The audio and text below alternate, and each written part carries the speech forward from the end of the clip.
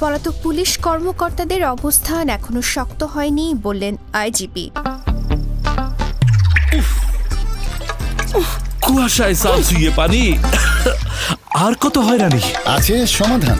বসত ঘরে লাগাও আনোয়ার শীট, সারা ঘর থাকে শুকনা, সর্দি কাশিও থাকে দূরে। আনোয়ার শীট। পুলিশ মহাপরিদর্শক আইজিপি বাহরুল আলম জানিয়েছেন, সাবেক এসপি প্রধান মনিরুল ইসলাম, ডিবি প্রধান হারুনুর রশিদ ও ডিএমপি কমিশনার হাবিবুর রহমান সহ যেসব শীর্ষ পুলিশ কর্মকর্তারা পলাতক রয়েছে তাদের অবস্থান এখনো শনাক্ত করা যায়নি। তারা দেশে থাকলেও খুব শিগগিরই তাদের আইনের আওতায় আনা হবে। পুলিশ মহাপরিদর্শক বাহরুল আলম জানিয়েছেন, সাবেক এসপি প্রধান মনিরুল ইসলাম, ডিবি প্রধান হারুনুর রশিদ ও ডিএমপি কমিশনার হাবিবুর রহমান সহ যেসব শীর্ষ পুলিশ কর্মকর্তারা পলাতক রয়েছে তাদের অবস্থান এখনো শনাক্ত করা যায়নি। তারা দেশে থাকলে খুব শীঘ্রই তাদের আইনের আওতায় আনা হবে।